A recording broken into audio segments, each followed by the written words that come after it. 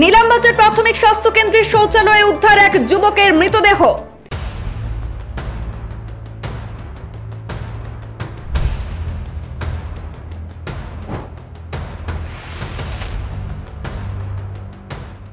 মৃতদেহের পাশ থেকে উদ্ধার হয়েছে ড্রাগ সেবন করার একটি সিরিঞ্জ।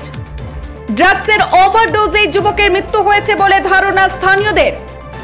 বুধবার সাত সকালে ঘটনাটি প্রকাশ্যে আসতেই চাঞ্চল্য সৃষ্টি হয়েছে হাসপাতাল চত্বরে। খবর পেয়ে ঘটনাস্থলে ছুটে আসলেন নীলামবাজার পুলিশ এবং চক্র আধিকারিক।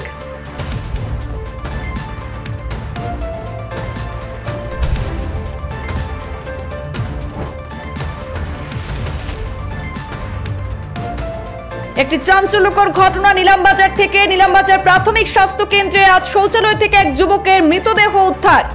মৃতদেহের পাশ থেকে উদ্ধার করা হয়েছে ড্রাগ সেবন করার একটি সিরিঞ্জ। সেই জন্য ধারণা করা হচ্ছে যে ড্রাগসের ওভারডোজে যুবকের মৃত্যু হয়েছে। বুধবার সাত সকালে ঘটনাটি প্রকাশ্যে আসতেই চাঞ্চল্য সৃষ্টি হয় গোটা হাসপাতাল চত্বরে।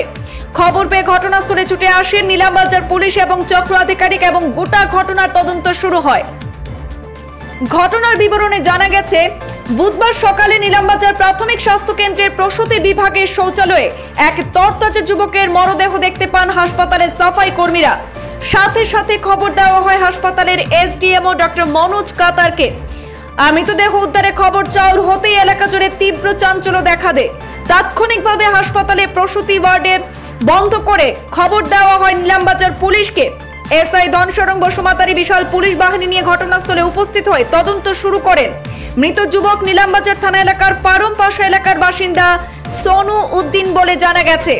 মৃতদেহের পাশ থেকে উদ্ধার হয়েছে ড্রাগ সেবন করার একটি সিরিঞ্জ। তাই ধারণা করা হচ্ছে যে ড্রাগসের ওভারডোজের কারণে যুবকের মৃত্যু হয়ে থাকতে পারে। তবে গোটা ঘটনার তদন্ত শুরু করেছে পুলিশ। প্রাথমিক তদন্তের পর মৃতদেহ উদ্ধার করে ময়না তদন্তের জন্য করিমগঞ্জ সরকারি হাসপাতালে প্রেরণ করা হয়েছে। এই ঘটনাটা আপনার হসপিটালে আমার ৰাতিপুৱা যেতিয়া সুইপাৰে যেতিয়া লেট্ৰিন বাথৰুম পৰিষ্কাৰ কৰিব যায় তেতিয়া দেখিছে এটা ডেড বডি পৰি আছে। আচ্ছা, ইমিডিয়েট আমি অচি ছাৰক ফোন কৰিলোঁ। তাৰপিছত আমি গৈ দেখোঁ ডেড বডিৰ কিনাৰত কিছুমান ড্ৰাগছৰ চিৰিঞ্জ আৰু ড্ৰাগছৰ কিছুমান পেকেট পোৱা গৈছে। তাৰপিছত ছাৰক ইনফৰ্মেশ্যন দিলোঁ। তাৰপিছত ছাৰে এফআইআৰ কপি ল'লে। তাৰপিছত ইনভেষ্টিগেশ্যন কৰি গম পোৱা গ'ল ওচৰৰে বুলি ক'লে, ইয়াৰে ফাৰ্ম বাছা বুলি কয় পেচেণ্টৰ। আচ্ছা, আৰু এতিয়া মেজিষ্ট্ৰেট আহি পিএমৰ কাৰণে পঠাই দিয়া হৈছে। কি মানে এটা ঘটনাটা কিভাবে কয়টাৰ সময় হয়েছে? ঘটনাটো আমি যেতিয়া চিচিটিভি কেমেৰা চাওঁ দেখিছোঁ এই মানুহজনে ৰাতি প্ৰায় 8টাৰ পিছত কালি ৰাতি 8টাৰ পিছত আমি যেতিয়া এতিয়া চিচিটিভি কেমেৰাত চালোঁ। আচ্ছা, ই এটা সৰু পলিথিন এটা হাতত লৈ এণ্ট্ৰি কৰা সোমাইছোঁ দেখিছোঁ।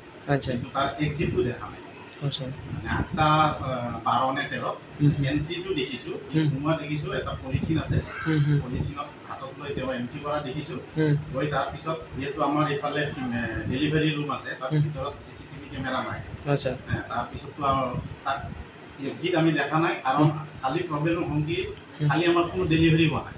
আচ্ছা, গতিকে ডেলিভাৰী যিহেতু হোৱা নাই, ডেলিভাৰী যিটো ৱাৰ্ডত ঘটনাটো হৈছে গতিকে কালি কোনো পেচেণ্ট নাই। গতিকে আৰু যিটো লেট্ৰিন বাথৰুম আছে ৰুমৰ বহুত ভিতৰত আছে, মানে ফ্ৰণ্টৰ পৰা আহি এইটো যে কোনোবা মানুহ আছে দেখা পোৱা নাযায়। আৰু লেট্ৰিন বাথৰুমটো ভিতৰত আছে, এণ্ট্ৰি য'ত আছে তাৰ পৰা আপোনাৰ মানে যে এইটো কোনোবা আছে যদিও গম পোৱা নাযায়। আৰু যিহেতু একদম ভিতৰৰ কাৰণে আমাৰ তাত চিচিটিভি কেমেৰা নাই, কাৰণ লগত আমাৰ ডেলিভাৰী ৰুম আছে। তাত আমি ডেলিভাৰী ৰুম থকাৰ কাৰণে চিচিটিভি কেমেৰা আমি ৰাখিব নোৱাৰোঁ। গতিকে এতিয়া মই চালোঁ তেওঁ ৰাতি এণ্ট্ৰিটো দেখিছোঁ, এক্সিটটো দেখা নাই। এটোৰ লগত দেখিলাম এটা চিলিনবিলাক নেকি? আমি যেতিয়া আমাৰ সুইপাৰে মাতি ক'লে মই গৈ দেখিলোঁ, নিজে গৈ দেখিলোঁ হাতৰ চিৰিঞ্জ লাগি আছে ওচৰত। আচ্ছা, আৰু সৰু সৰু পেকেট পোৱা গৈছে। আচ্ছা, মানে সেইটো তেওঁ ড্ৰাগ জাতীয় কিবা লৈছে আৰু অলপ ব্লিডিং হৈ আছে। আমি লগালগ ছাৰক মাতি এতিয়া পিএমৰ কাৰণে পঠিয়াই দিয়া। ঠিক আছে।